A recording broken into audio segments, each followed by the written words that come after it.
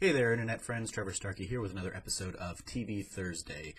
This week I wanted to return to a series I started doing last year, which was kind of running down every season of The Office and hitting some favorite episodes, some great episodes of each season. I only ended up making it through season 5 because end of the year stuff and other shows and everything kind of ended up falling into place, so I wanted to get back to that. So here we are with season 6, 5 great episodes from season 6. Up first, we have the Niagara Parts 1 and 2. I'm combining two-parters like this.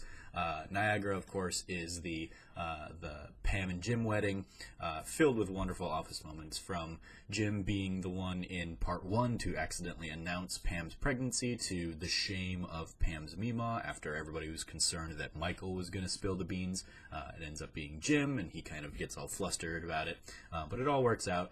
And then, of course, we have wonderful moments in Part 2, the actual wedding. You have Pam losing it when she accidentally tears her veil, and just Jim immediately comes in and cuts off part of his own tie to match, and she just does that click because they're trying to take all these mental snapshots of the day, and it's just a beautiful moment there.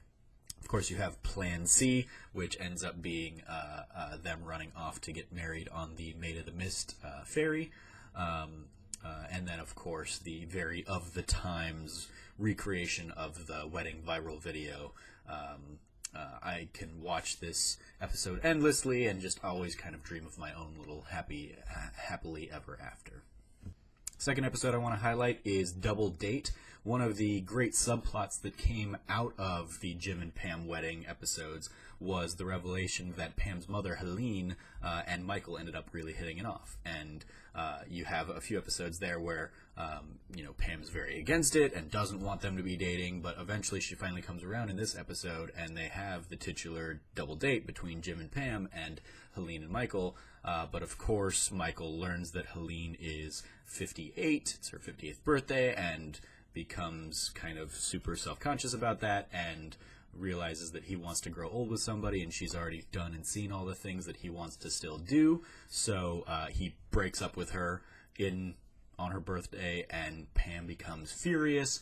And the only way Michael can get her to stop being mad at him is to offer for her to hit him. And so she agrees to do it. Everybody in the office waits in the parking lot to see it happen. Pam ultimately comes down and says, "No, I'm going to be the bigger person, but don't you ever date anybody in my family again." And Michael says, "Okay, but just for the record, Helene came on to me," and Pam just belts him. And it's just a great moment. It's not the most cringeworthy thing Michael does this season, though. That award goes to the third episode I'm highlighting, Scott's Tots, which is up there with Dinner Party as one of The Office's just most uncomfortable moments and uncomfortable episodes ever.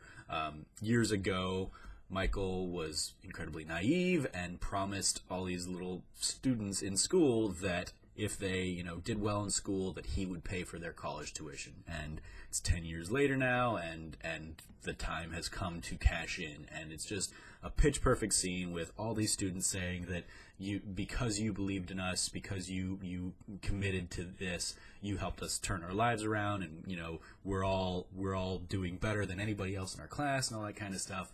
And of course, Michael can't actually live up to this generosity. And the best he can do is give them laptop batteries, and it's easily the worst thing that Michael Scott ever does over the course of the series, and it's tough to watch every time, but in the best possible way. Number 4, another Jim and Pam-centric two-parter. You have The Delivery, Parts 1 and 2, centering around, of course, the birth of Cecilia Halpert, Cece, baby Cece. The episode begins with Pam being stubborn, and both Pam and Jim being stubborn, refusing to go to the hospital, even though Pam is in labor, because their healthcare plan is only going to allow for them to have one day in the hospital. Eventually, Pam just becomes more and more erratic and refuses to go, even though Jim's like, your contractions are really quick now, we've really got to go. Finally, they go, they make it. And then episode 2, of course, you have Cece being born, and then panic around the fact that Pam can't get Cece to latch on for breastfeeding, and so she's super self-conscious and super worried about that. They get her to latch on in the middle of the night before realizing that it's not Cece, it's the roommate's baby, and so they freak out and have that little awkwardness. But then the episode ends with Cece latching on as they're, after they've been discharged from the hospital, after they're getting ready to go, and everything's going to be just fine. Then the last episode worth highlighting is Happy Hour, which Happy Hour starts with Oscar basically getting the office together for a happy hour off site because he wants to flirt with one of the warehouse guys. But everybody ends up going. Pam is super excited to see everybody because she's been away from the office during maternity leave, and so this is her first time she's going to get to see grown-ups again. She ends up bringing one of her friends, Julie, to kind of set her up with Michael. She thinks weirdly that they'll hit it off, and they do hit it off until Michael is told by Jim that it's a setup and that he's on a date, and then Michael turns into Date Mike and just becomes an utter douche and completely screws things up, messes things up, but somehow ends up turning it around and hitting it off with the bar manager there. So it works out for him in the end, or at least for that episode.